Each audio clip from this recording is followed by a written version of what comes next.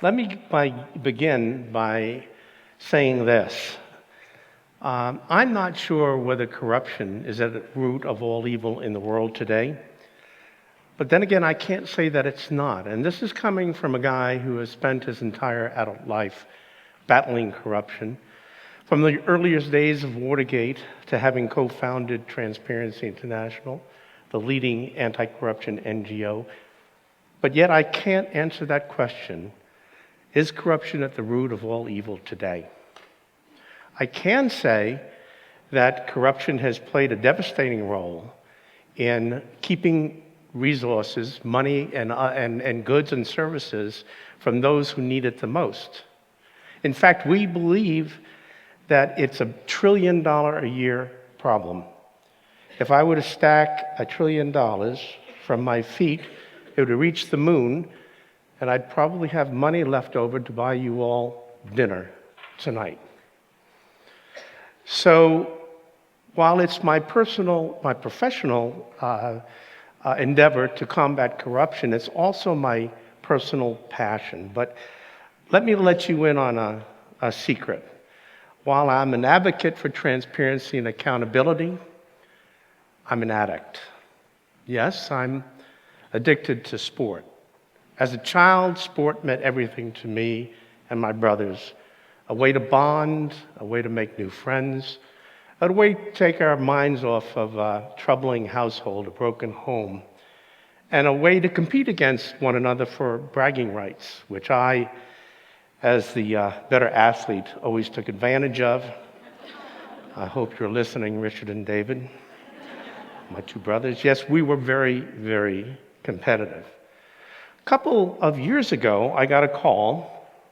By the way, you don't have to do that if I put my hand on my head. A couple of years ago, I got a call asking me to join the Independent Governance Committee of FIFA. Now, I didn't know much about FIFA. I mean, I knew it was the international governing body for what we call soccer, what you all call football. And I played football or soccer as a child. I loved the game. In fact, I still love the sport. My kids played. I helped coach them. So how could I not? How could I say no to taking up this challenge of confronting my nemesis, corruption, while at the same time engaging in my pastime, sports? I knew it would be a challenge. FIFA was in the headlines almost every day. And I'm not talking about the sports pages. I'm talking about the headlines of the Wall Street Journal, Financial Times, New York Times. It was on CNN. It was on BBC. Almost every day, it seemed to be a scandal du jour. So, but on the other hand, I had faced large challenges before in my past. I had helped bring down heads of state. So how difficult a challenge could FIFA have been? Well, I'm here to tell you that I was pretty surprised. The extent of the self-dealing, of the arrogance, of the belief that they were above the law was completely extraordinary. So much so that my entire Independent Governance Committee left at the end of last year. Now, we made some small but important strides in reforming FIFA. We put in place an independent ethics committee. We put in place an independent audit committee. But we were unable to convince them of some critical reforms: the implementation of term limits, the transparency and compensation, an ongoing independent oversight committee. All of this led to great frustration, and all of it led to us having left FIFA. Now, I must say that we now have learned, and they have learned, that they are not above the law, because we've seen investigations, we've seen arrests, we've seen indictments, we've seen jail time. And the story's not over. FIFA is still under scrutiny.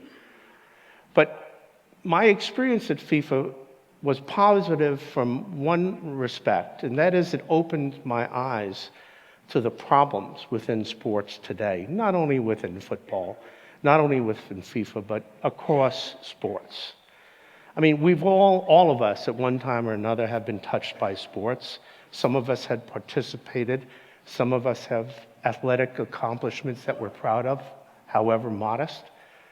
But sports is kind of at a crossroads today because there's been a loss of values, a loss of ethics in the game. And we're not sure entirely why that is, but I have a feeling that big money had something to do with it. Over the course of the last 30 years, as sports grew in popularity, so did the bargaining rights over sponsorships and media rights, broadcast rights, from the thousands to the millions to the hundreds of millions and to the billions. And all of this money was flowing into these governing organizations, many of whom didn't have professional or ethical leadership. And the unfortunate part is this money was diverted in some cases, misused in some cases, money that could have been used to better the sport, money that could have been put into medical research on injuries or lessening injuries for athletes, better facilities, better equipment, better training. But yet here we find ourselves in a position of having to discover hidden bank accounts in places outside of New Zealand, thankfully, that have come into the pockets of those who were supposed to be ensuring the good of the game. And you know, sport has done so much. It has helped us achieve social breakthroughs that we wouldn't have done without it. I remember as a child, Jackie Robinson, the first Black American professional baseball player. He played for my home team, the Brooklyn Dodgers. He opened up the sport world for tens of thousands of African Americans to follow him, not only in baseball, but in basketball and football and other sports.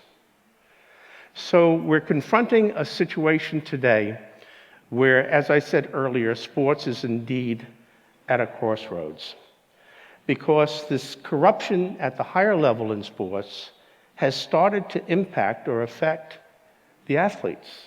The downward trickle of these unethical behaviors has begun to infect athletes. Pete Rose, one of the best baseball players of all time, still holds a lifetime record for a number of hits in baseball, banned from baseball for illegal gambling. The Tiger Woods scandal.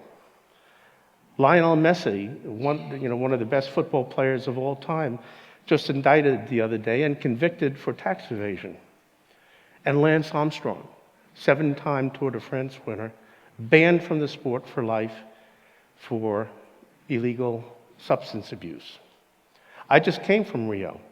Dozens of athletes, many of them Russian athletes, not able to participate in the games because they used illegal substances. And Russia itself, under accusations that they assisted their athletes in getting around the drug protocols in the Sochi games in Russia. So we're seeing not only the lessening of values at the organizational level, but amongst our athletes. And it's time we all stood up and did something about it, because sports has the ability to unite communities, nations, people. Look, sports is the great equalizer for all, for young, for old, for rich, for poor. It makes no difference, your status, your heritage, your wealth.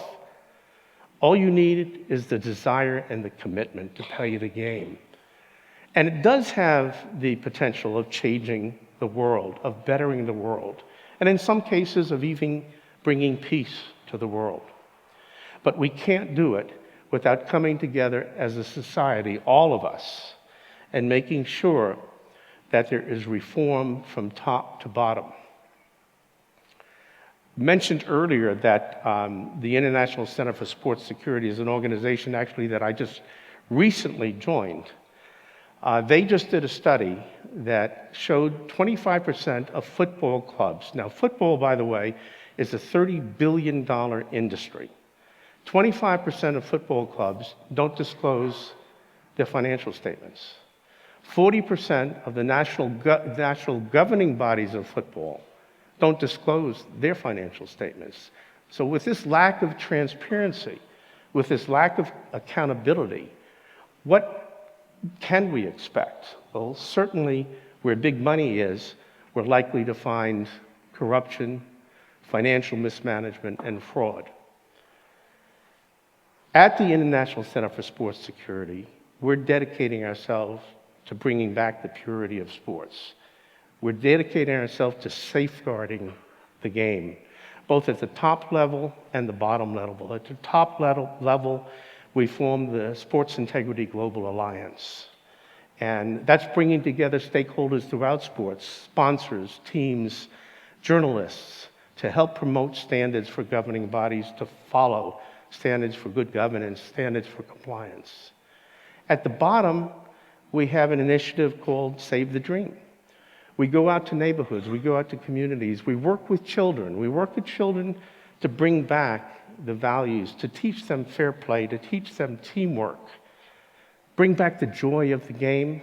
You know, remember when it used to be about fun and not about cursing or losing sleep over a loss? We know what it means to the children to give them a little bit of joy. We've been in Haiti, where we've taken children and turned them from crime to sports. We've been in India, where we've taken young girls and established support networks, giving them educational opportunities that they would have never dreamed of having before. And think about the hundreds of thousands of child refugees in Jordan, in Turkey, coming out of Syria and Iraq. What do they have to look forward to? A life of violence, a life of extremism, a life of poverty? Take them out to the pitch. Give them a soccer ball. Introduce them to the notion of fair play, teamwork. Introduce them to role models, some of the sports heroes that they have followed. Look at the smile on their face. Look at the light in their eyes.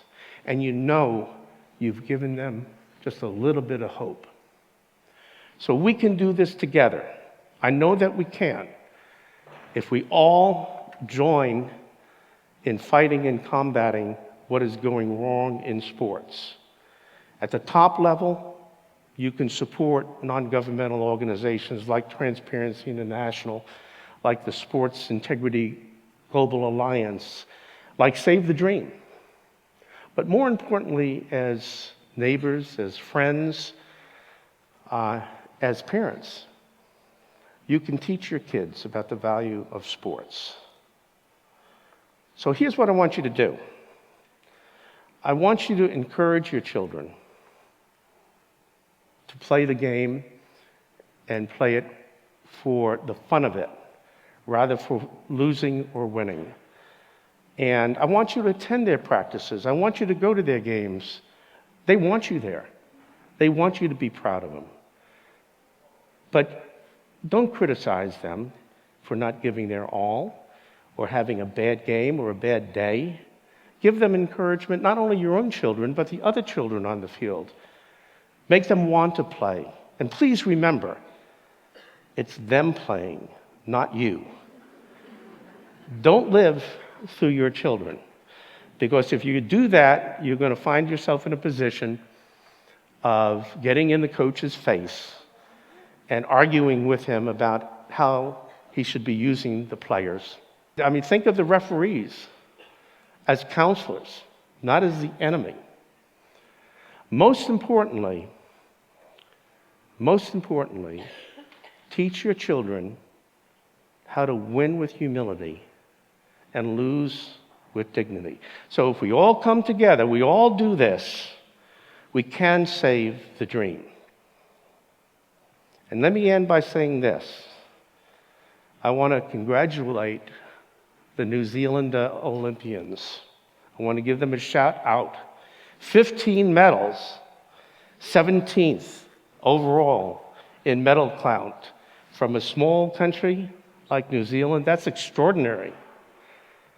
More importantly, a shout out to someone by the name of Nikki Hamlin. This young woman runner stopped and picked up an injured American runner and helped her to the finish line, sacrificing her own chance as a medal, for a medal, to help another. That's what we're looking for. That's the sort of citizenship. That's the sort of value. That's the sort of ethics that we need to bring back to the game. So let's give a shout out for Nikki and all her Olympic brethren. Thank you all very much.